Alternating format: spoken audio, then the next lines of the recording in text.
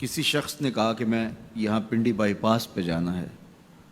تو میں نے کہا کہ یہاں مرکز سے باہر نکلو تو سیدھے ہاتھ ہو جانا، وہاں آگے مین روڈ آ جائے گا تو اس سے دائیں ہو جانا، کچھ فاصلہ کاٹو گے تو آگے بائی پاس ہوگا۔ تو یہ ہے ارات الطریق، راستہ دکھلانا، اس کی رہنمائی کرنا۔ تو ہدایت کا ایک معنی یہ ہے رہنمائی، لیکن وضو کر کے قبلہ رو کھڑا ہو کے ہاتھ باندھ کے جب کوئی کہہ رہا ہے کہ اہدنا الصراط المستقیم، تو اس کا مفہوم ارات الطریق نہیں ہوگا، چونکہ وہ راہ دیکھ چکا ہے تو تبھی یہاں تک پہنچا ہے۔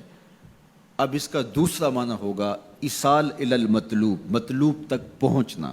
اور وہ کیسے ہے کہ کسی نے کہا کہ میں نے بائی پاس پہ جانا ہے اور آگے میں نے شہر کی طرف جانا ہے، تو میں نے اس کو کہا یہاں سے نکلو، دائیں ہو جاؤ، پھر جو ہے وہ پھر دائیں ہو جانا، پھر بائیں جانب کی ڈائریکشن لینا، پھر آگے چلے جانا تو شہر آ جائے گا۔ تو اس کو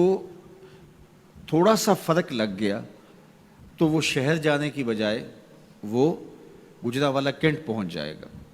ارات الطریق میں بھٹکنے کے امکان موجود ہیں، اور اگر کوئی راستے میں بھٹکانے والا کھڑا بھی ہو، ٹریفک پولیس کا وارڈن راستے میں کھڑا ہو اور اس نے وردی وہی پہنی ہوئی ہو، تو وہ کہے کہ نہیں تم ادھر جاؤ، تو گو میں نے راستہ دکھا دیا، لیکن وہ شخص اس شخص سے دھوکہ کھا جائے گا کہ یار یہ ٹریفک پولیس کی وردی میں ہے تو یہ تو غلط نہیں بتا رہا، تو وہ اس کو کسی اور سمت گھما کے پہنچا دے گا۔ اب راستہ اگر صرف دکھلانا ہی منزل تک پہنچنے کی ضمانت ہوتا تو لوگ راستے سے بھٹکتے نہ، کیونکہ راستے میں ایک جعلی وردی پہنے کھڑا ہے جو لوگوں کے راستے خراب کرتا ہے، اور اس نے اللہ کی حضور، اللہ کی عزت کی قسم کر کے کہا تھا لَأَقْعُدَنَّ عَلَىٰ صِرَاطِكَ الْمُسْتَقِيمِ،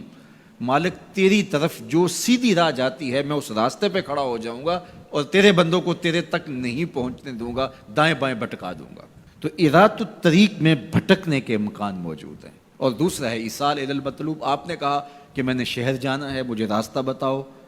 میں نے آپ کا بازو پکڑا، آپ کو ساتھ لیا اور شہر پہنچا کر کہا کہ یہ تمہاری منزل ہے، تو اس کو کہتے ہیں ایصال الی المطلوب، مقصود تک، منزل تک، مطلوب تک پہنچا دینا۔ تو اہدنا الصراط المستقیم میں بندہ اللہ سے منزل تک پہنچنے کا مطالبہ کرتا ہے، راستہ دیکھ چکا ہے لیکن پھر بھی کہتا ہے مالک میں چلوں گا تو شیطان راستے میں کھڑا ہے، میری راہ مار دے گا، تو کرم کر، دستے کرم بڑھا اور مجھے منزل تک پہنچا دے۔ اور جب وہ دستے کرم اور رحمت برا ہاتھ دیتا ہے تو پھر منزل تک پہنچنے میں دیر نہیں لگتی۔ از خود کوئی جتنا مرضی سفر کرے منزل نصیب نہیں ہو سکتی جب تک اس کی کرم نوازی نہ ہو۔ بہلول دانا دریائے دجلہ کے کنارے پہ گھوم رہا تھا کہ ہارون الرشید نے کہا کہ اس کو میرے تک پہنچایا جائے، تو اوپر والوں نے کمند نیچے پھینکی اور نیچے والے خدام نے اس کو پکڑ کے اس کمند میں بٹھایا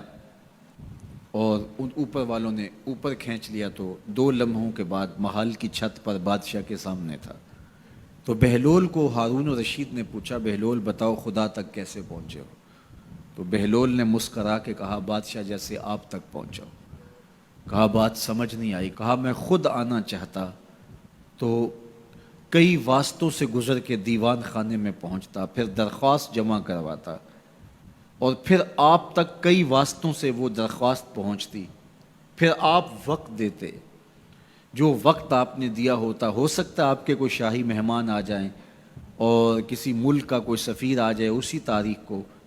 تو میری ملاقات منسوخ ہو جاتی، میں چاہتا تو مہینے سال لگ جاتے، ملاقات ہوتی نہ ہوتی، اور جب آپ نے چاہا ہے تو 2 گھڑیاں بھی نہیں لگی۔ تو کہا کہ ارات الطریق نہیں، راستہ تو دیکھا ہوا ہے، سجھائی دے رہا ہے،